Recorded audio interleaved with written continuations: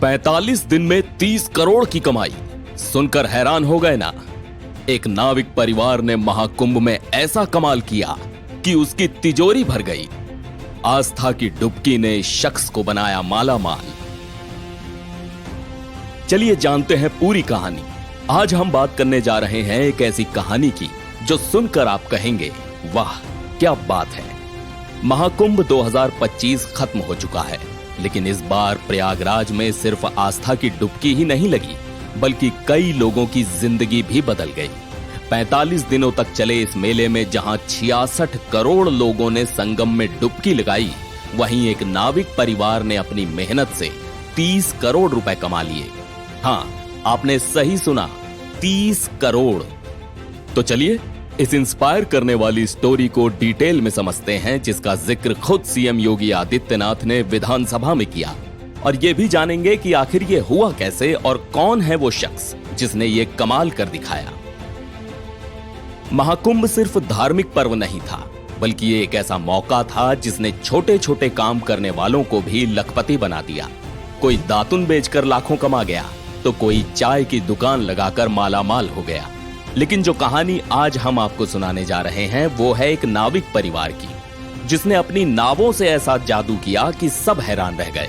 इस परिवार ने 45 दिनों में 30 करोड़ रुपए का शुद्ध मुनाफा कमाया।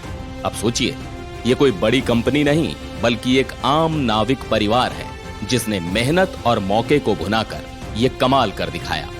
इस कहानी का जिक्र खुद उत्तर प्रदेश के मुख्यमंत्री योगी आदित्यनाथ ने विधानसभा में किया। उन्होंने बताया कि कैसे इस नाविक परिवार ने अपने 130 नावों के बेड़े से ये कमाई की जा रही है। मैं एक नाविक परिवार की एक सक्सेस स्टोरी यहां पे बता रहा हूं। ये नाविक परिवार जिनके पास 130 नौकाएं थी, 45 दिनों की अवधि में इन लोगों ने शुद्ध बचत की है 30 करोड़ रुपए की। यानी एक नाव ने 45 दिनों में 23 लाख रुपए की बचत की है, कमाई की है। प्रतिदिन के अगर आप उनकी बचत देखेंगे तो यह लगभग 50 से लेके 52,000 पर डे की उनकी इनकम थी एक नाव की। तो सीएम योगी ने खुद इस बात की तारीफ की और यह सुनकर उस परिवार की खुशी का ठिकाना नहीं रहा। अब सवाल यह है कि आखिर ये शख्स है कौन। इस कमाल को करने वाले कोई और नहीं, बल्कि प्रयागराज के नैनी इलाके के अरेल गांव के पिंटू महरा हैं। पिंटू और उनका पूरा परिवार सालों से नाव चलाने का काम करता है। ये इनका पुश्तैनी धंधा है। इस बार महाकुंभ में जब 66 करोड़ लोग संगम में स्नान करने आए, तो पिंटू ने अपनी 130 नावों के साथ लोगों को संगम तक पहुंचाने का जिम्मा उठाया। और बस यहीं से उनकी किस्मत चमक गई। हर नाव से 45 दिनों में 23 लाख रुपए की कमाई हुई। यानी हर दिन एक नाव 50 से 52,000 रुपए कमा रही थी। पिंटू महरा और उनकी मां शुक्लावती इस कमाई से इतने खुश हैं कि उनकी खुशी छुपाए नहीं छुप रही। पिंटू बताते हैं कि सिर्फ उन्होंने ही नहीं, बल्कि उनके पूरे परिवार ने अच्छी कमाई की। इसके लिए उन्होंने 6 महीने पहले से तैयारी शुरू कर दी थी। नाव तैयार करने के लिए पैसा नहीं था तो सोना तक गिरवी रखना पड़ा। लेकिन इस बार महाकुंभ में धन वर्षा हुई है। उनकी मां शुक्लावती ने भी योगी सरकार का आभार जताया और कहा, हमें मेहनत का फल मिला। सुनिए क्या बोले पिंटू महरा और उनकी मां शुक्लावती देवी। हमने बहुत कुछ पाया, पैसा भी पाया और आशीर्वाद भी लोगों का पाया। और हमको जो लगा भाई अच्छा काम भी करना, लोगों को नहलाना, कम पैसों में नहलाना, फ्री में नहलाना, गरीबों को नहलाना, अमीरों को नहलाना, विकलांग लोग को नहलाना, ये एक अच्छा कार्य होता है जो हमने किया। पैसा भी कमाया हमने, हमारे पूरे खानदान में सभी लोगों ने पैसा कमाया। हमारे पूरे जितने भी निषाद समाज है सब ने पैसा कमाया। और इसको बनाने के लिए बड़ा मेहनत करना पड़ा। 6 महीने से बनवाना था, 6 महीने लगा है। उसके बाद उधार लेना, यहाँ तक कि सोना गिरवी रखना घर का। बहुत लोगों से उधार लिया, सबको दिया जी। जिससे नहीं मांगना था उससे मांगा, क्योंकि उस समय पैसा नहीं था, पैसा नहीं मिला। घर वालों ने साथ दिया, लेकिन घर वालों ने कहा कि बेटा, माताजी ने, भाई ने घर में कि ये घाटा हो जाएगा तो कैसे करोगे, तुमको घाटा हो जाएगा, देखेंगे घाटा हो जाएगा, जो पैसा कमाए रहेंगे तो देंगे और नाव बेच देंगे, करेंगे कुछ ना कुछ तो करेंगे ही, लेकिन ऐसा हुआ नहीं। और मौनी अमावस्या के बाद ऐसा दौर आया कि आप सोचिए कि लक्ष्मी माता कृपा वर्षा प्रयागराज में धन वर्षा हुआ, धन वर्षा हुआ, ये सच है और सिर्फ योगी जी मोदी जी का ही देन है, क्योंकि ये इस तरह कुंभ नहीं बनाते, इस तरह कुंभ डिजिटल कुंभ न बनाते, इतना अच्छा ना करते तो कौन आता।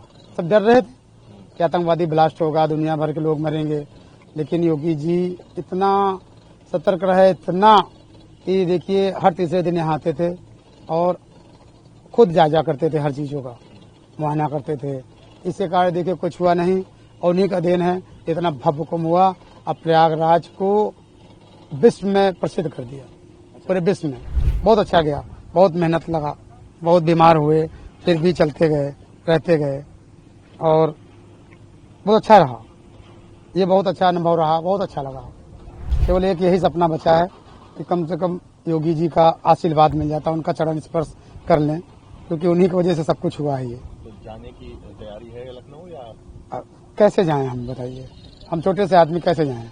अगर उनका कोई फोन नंबर या कोई हमको बुलाता है, हमारा नंबर ले लीजिए, नंबर डाल दीजिए, अगर उनका दिल करे तो बुला लीजिए अपने छोटे से सेवक को, एक आशीर्वाद दे दें। जो योगी मोदी कह रहे हैं सच है, बात गलत नहीं, हमको लोग को कमाया है।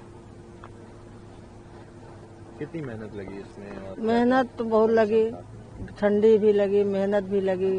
ठंडी में 2 बजे रात 3 बजे रात उठ के घर से आना, 200 किलोमीटर आगे जाना आना, मेहनत करा। योगी मोदी ने से बहुत धन्यवाद करेंगे। परिश्रम कैसा रहा इसमें? बहुत अच्छा रहा। अच्छा, एक बात ये भी हो रही है कि आप लोग जो है अपना घर का जेवर भी दान। हाँ कर धर दिया, बेटा का जिद रहा कि हमको वोट बनाना है, मना करा, नहीं माना, हम कर करो, लेना तो इनके, देना तो इनके, बरू न तो करो हो करा। फिर गंगा माई ने सुन लिया, होगी मोगी सब हो गया, सब हो गया।